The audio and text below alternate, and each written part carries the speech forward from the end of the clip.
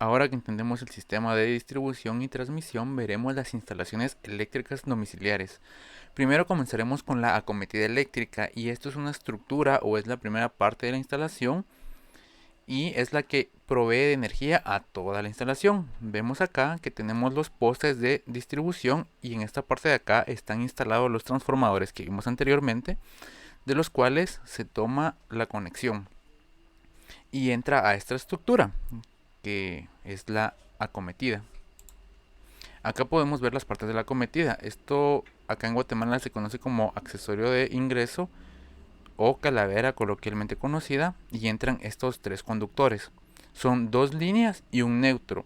Si nosotros utilizamos nuestro multímetro para medir el voltaje entre estas dos líneas, entre la línea 2 y la línea 1, vamos a encontrar el valor de 240 voltios.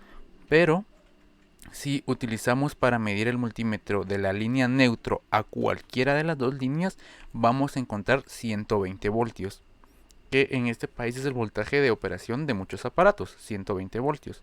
Entonces, si yo tomo un medidor, lo pongo en este punto y el otro punto lo pongo acá, voy a encontrar 120 voltios. De igual manera, si lo pongo de neutro a la otra línea, voy a encontrar 120 voltios. Y si lo pongo en las dos líneas, 240. Hay aparatos como estufas o ciertos aparatos un poco más grandes que trabajan con 240 voltios. Entonces se conectan a estos extremos. Estos cables entran por acá y acá se encuentra el contador, que todos conocemos que sirve para el cobro. Luego de esto está el neutro aterrizado, porque este conductor de acá de neutro tendría que tener 0 voltios y sirve para estabilizar el neutro. Ahora vienen estas dos líneas y están los interruptores para desconectar la instalación, y luego está el tablero principal del cual se distribuyen todas las instalaciones. Las de potencia, que sirven para los tomacorrientes para alimentar los dispositivos, y las de luz, que son para la iluminación. Y aparte está esta conexión de tierra física, que es el tercer conector de los tomacorrientes, que sirve para sobrecorrientes eléctricas y para proteger los equipos. Podemos ver el diagrama eléctrico y todo está en paralelo. En la primera práctica aprendimos que cuando los circuitos están en paralelo, el voltaje será el mismo para cada una de las cargas o para cada uno de los elementos. Entonces acá tenemos 120 voltios o 240, pero en este caso serán 120 y están en paralelos. Así que esta lámpara eléctrica tiene 120 voltios, esta licuadora tendrá 120 voltios, este cautín o cualquier otro dispositivo tendrá 120 voltios. Todos tienen el mismo voltaje, lo que cambia es la corriente. Algunos demandan más y otros demandan menos. Y sabemos también de la primera práctica que cuando llegamos a circuitos en paralelo la corriente se divide, y esta dependerá de la necesidad de cada aparato. Ahora tenemos los conductores que utilizaremos en las instalaciones eléctricas. Para diferentes instalaciones o para diferentes propósitos se utilizan diferentes conductores. Si el propósito es una carga más pesada o un consumo más grande, se utilizan cables con un área más grande. Esto para que puedan transmutar más corriente y para que tengan menos resistencia, y al tener menos resistencia tendrán menos calor o menos disipación de calor, se calentarán menos. Aquí vemos que el calibre 1 es un poquito grueso, el 2 es más delgado y así hasta llegar a estos calibres. Entonces, entre más grande es el número, más delgado es el conductor. Acá les dejo una tabla que sugiere valores. Estos conductores, hay un cálculo para elegir cada conductor, pero para nosotros utilizaremos esa tabla que les sugiere calibres de conductores para diferentes propósitos. Por ejemplo, el calibre 4 es para propósitos pesados como un aire acondicionado o maquinaria industrial. El calibre 6 es a veces para las acometidas. El calibre 8 es para estufas eléctricas que pues tienen un consumo alto, entonces pasa más corriente por ahí y se podrían llegar a calentar más, entonces por eso necesitamos un calibre más alto.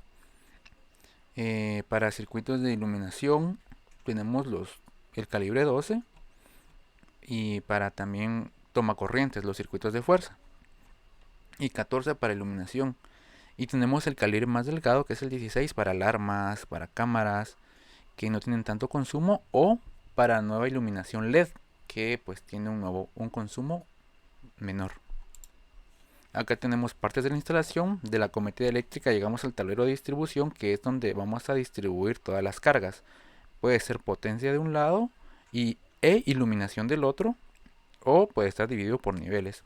Tenemos nuestros tomacorrientes, que lleva el cable neutro y un cable vivo o cable de potencial. Recordamos que si está del neutro a uno de los cables vivos o a una línea viva, tenemos 120 voltios. Siempre vamos a conectar la línea viva a este conector, que es el más pequeño, y el cable neutro al más grande. Esto tiene varias razones, y una es porque es más difícil introducir cualquier cosa a este agujero porque es de menor tamaño, para evitar accidentes. Entonces, por ejemplo, un niño quiere introducir algún cuchillo o algún cubierto, va a ser más difícil que logre introducirlo en este agujero más pequeño de la línea viva que al agujero más grande del neutro, que en teoría tendría que tener 0 voltios. Y tenemos acá la tierra física, que como les había comentado es este conector de acá y sirve para las sobrecorrientes o para drenar la corriente estática de ciertos aparatos justo antes de conectarlos. Este cable de tierra va conectado literalmente a una varilla enterrada en la tierra, pero antes de eso se tienen que hacer un estudio de los suelos para reducir el valor de la resistencia del suelo. También tenemos los interruptores y las plafoneras para colocar los focos. Acá tenemos circuitos de iluminación. En la primera diapositiva podemos ver un circuito simple. Tenemos una lámpara eléctrica y aquí va a estar su conector, pero también tenemos otros casos. Por ejemplo, las gradas. Yo estoy en la parte de abajo y quiero subir. Voy a encender la luz, voy a subir, y estando acá arriba no sería eficiente que yo tuviera que volver a bajar para apagar la luz y volver a subir. Entonces yo vengo acá, enciendo la luz acá, subo y acá la puedo apagar. Entonces estos circuitos, en este caso llamado three-way, sirve para poder apagar o encender el mismo foco desde varios puntos. Y tenemos esta conexión de acá, esta configuración. Y también está el circuito four-way, que es para la misma función. Yo tengo una luminaria o varias luminarias en paralelo y yo las puedo encender o apagar desde distintos puntos. Acá tenemos, este es el three-way, que el three-way va a ser este dispositivo y luce como esto. Es un interruptor, pero internamente tiene esto de acá. Entonces cuando queremos hacer un circuito four-way, ponemos dos three-way en sus extremos y en medio ponemos los four-way. ¿Cuántos vamos a poner? ¿Cuántos interruptores de encendido o apagado yo necesite? Tengo en los extremos three-way y en medio tengo 4 four-way. Entonces, ¿qué significa? Que tengo varios puntos donde yo puedo encender y apagar la misma lámpara. En el siguiente video aprenderemos a descargar y a utilizar dos programas que nos servirán para simular instalaciones eléctricas y para poder realizar la práctica.